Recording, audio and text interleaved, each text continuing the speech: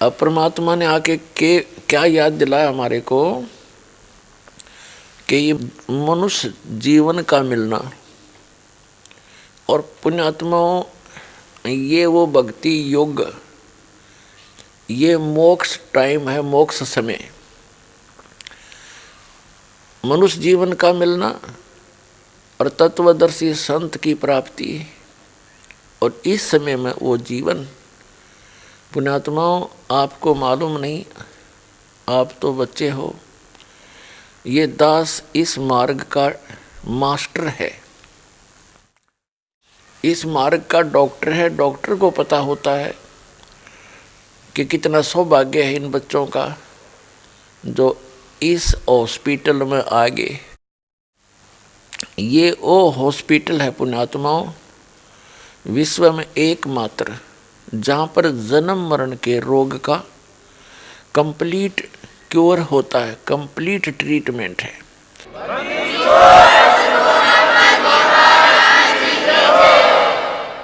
और सभी पुण्यात्माएं इसी रोग से ग्रस्त हैं, इंक्लूडिंग ब्रह्मा विष्णु महेश जी तक, दुर्गा तक, ब्रह्म सरपुरुष तक और परब्रह्म अक्षर पुरुष तक इसी जन्म मरण के इस दीर्घ रोग से ग्रस्त है।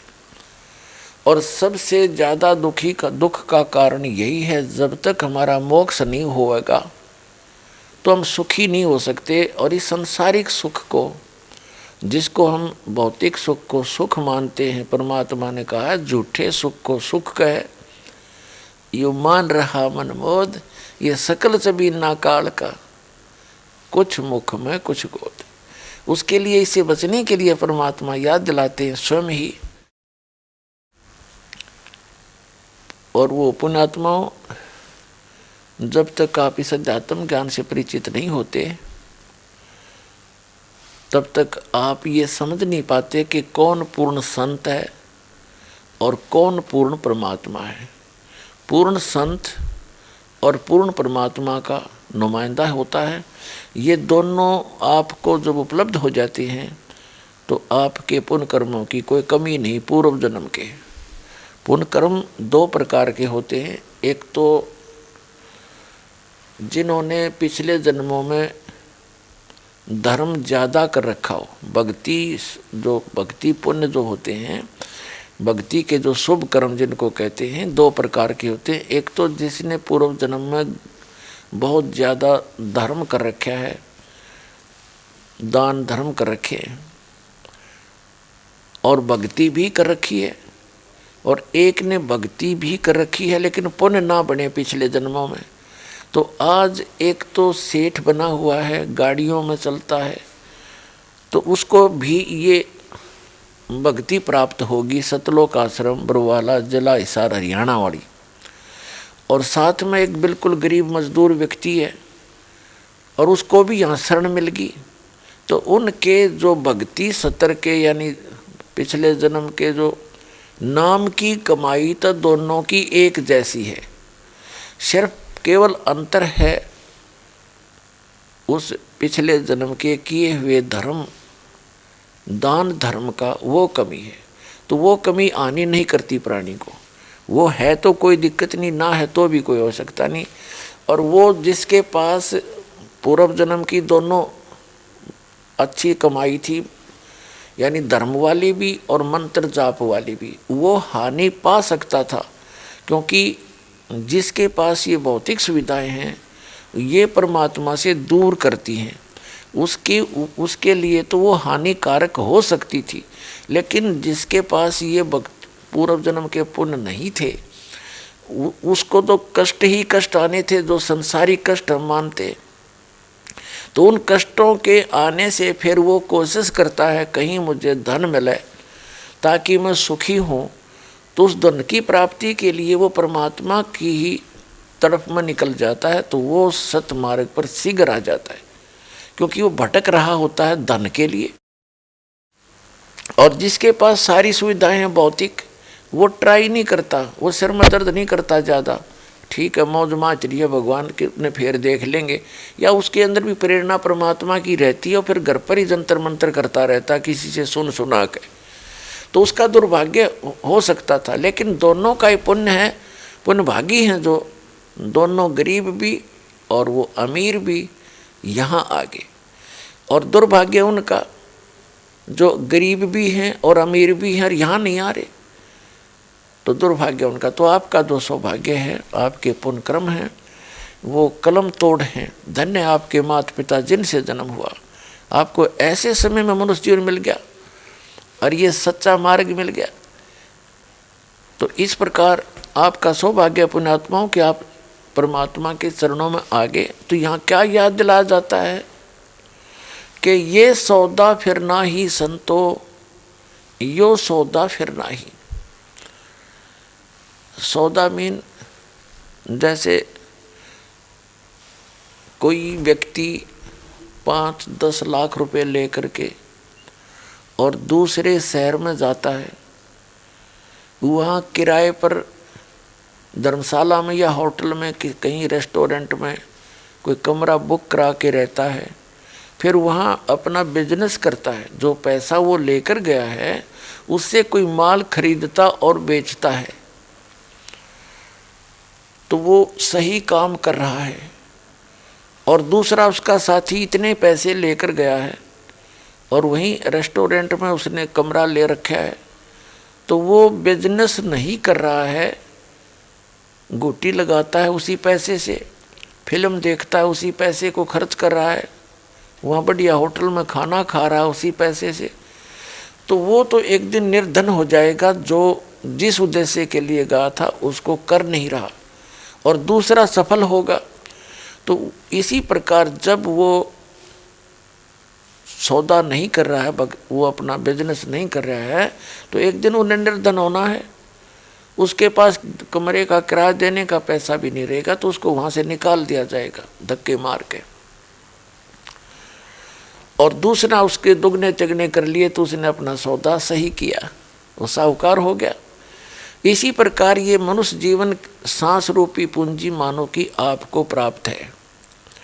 इस श्वास रूपी पूंजी को जो बकवादों में बर्बाद करते हैं, कोई सांग देखता है, कोई सिनेमा देखता है, कोई शराब पीता है, कोई राजनीति के गप्पे मारता है, या कोई निंदा चुगली करता रहता है, या पेट भरने के लिए छत्ती सटपट करके अपना जीवन व्यापन कर रहा है, तो वो अपना मूल धन का नाश कर रहा है। वो अपना मूल गंवा रहा है, नष्ट कर रहा है, मूल पूंजी को, मूल धन का नाश कर रहा है। और जो दुगने तिगने कर लिए, जिसने व्यापार बिजनेस करके वो सेठ बन गया, उसने सदुपयोग किया। तो यहाँ उसी के बारे में बताते हैं कि यो सौदा फिरना ही संतो, ये सौदा फिरना ही। ये लोहे जैसा ताब जात है काया देश राही, और दुगने तुगने करे चौगने किन्हों मूल गवाही। 3 लोक और भवन चतुर्दश सब जग सौदे आही, और दुगने तुगने किए चौगने किन्हों मूल गवाही।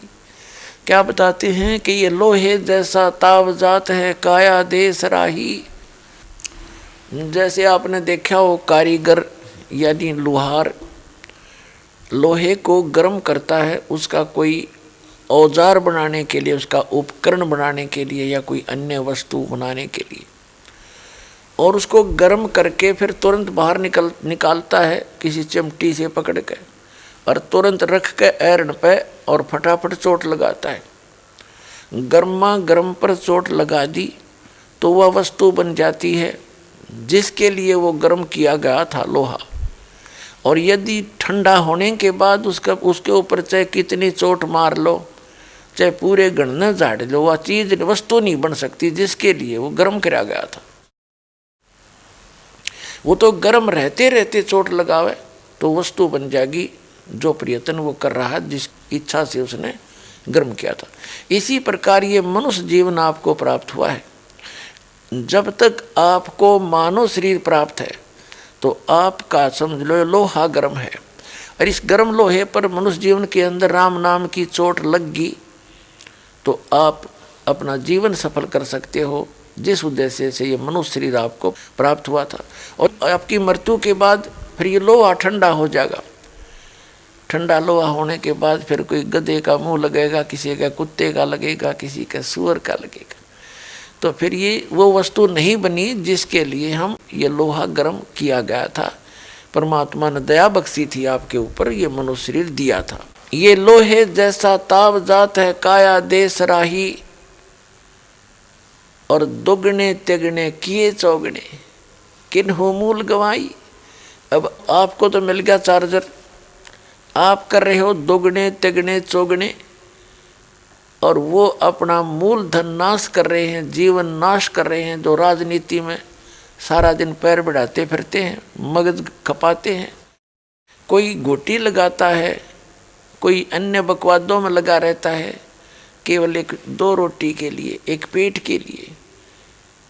जब तक हम भगवान की शरण में नहीं आते हैं तब तक हमने ये अपना जो निर्वाह करना ही एक पाठ दिखाई देता है।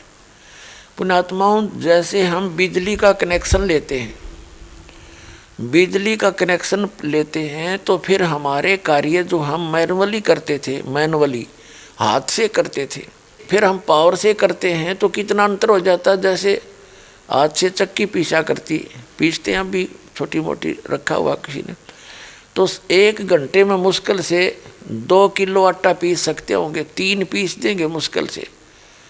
और जब पावर अपना काम करेगी, यानी बिजली की चक्की लगा ली, और फिर देखो 1 घंटे में मनमाने 1 क्विंटल न काट दे, और हाथ लाना नहीं, बैठे बैठे देखना होता है। तो इसी प्रकार परमात्मा की शरण हम इसलिए खोजते हैं, परमात्मा की उस पावर का कनेक्शन इसलिए लेते हैं कि हमारे जो दैनिक कार्य हैं उस जैसे बिजली ने सुविधा दे दी, ऐसे परमात्मा की पावर से अपने आप होने लगेंगे। हम तो देखेंगे उनको फिर। तो जब तक हमें पूर्ण परमात्मा नहीं मिलते, जब तक हमें वो पूर्ण पावर नहीं मिलती और उस पावर का कनेक्शन देने का अधिकारी नहीं मिल रहेगा, तब तक हम इस सांसारिक कष्टों से जूझते रहते हैं। कोशिश भी करते हैं अपने सतर की, लेकिन हम फिर भी दुखी ही रहते हैं, क्योंकि जो काम पावर करती है वो हम अपने हाथ से, मनुष्य सतर से नहीं कर पाते। इसलिए उस परमात्मा की शक्ति के कनेक्शन की आवश्यकता पड़ती है, और कनेक्शन मिलता है संत से, क्योंकि वो संत दोनों काम करे। एक लाइनमैन का भी, अरे वो खुद भी चलता फिरता पावर हाउस होता उस परमपिता परमात्मा का। अब जैसे हमारा मूल जो पावर हाउस है वो भाखड़ा डैम है या कोई और थर्मल प्लांट है, उससे आगे फिर छोटे पावर हाउस होते हैं। उन छोटे पावर हाउसों से गांव में, नगर में, शहर में आपको वो बिजली मिलती है, कनेक्शन मिलता है पावर का। तो जो आपके गांव के निकट जो पावर हाउस है उसका कनेक्शन मेन पावर हाउस से होता है, तभी उसमें वो पावर आती है। तो इसी प्रकार वो संत उस परम पिता परमात्मा का कनेक्टेड पावर हाउस होता है, और उससे कनेक्शन लेने के बाद फिर आपके घरों में आसानी से वो पावर आएगी, और फिर आपने उसको सुचारू रखना, उस कनेक्शन को कटने नहीं देना है। फिर आप ठाठ करिए, उस लाभ उठाओ उसका, तो राम नाम का जाप भी करते रहो। तो ऐसा जो कनेक्टेड कनेक्शन जो पावर हाउस है, ये दास है इस विश्व में। यह आपके जचियो से ना जचियो, वास्तव में एक दिन सिद्ध भी होगी कि आज के दिन उस परम पिता परमात्मा ने इस दास को भेज रखा है। ये सब प्रमाण भी होंगे और सब सदग्रंथों से भी बात सत्य होगी कि इस दास के अतिरिक्त वो सत भक्ति नहीं है।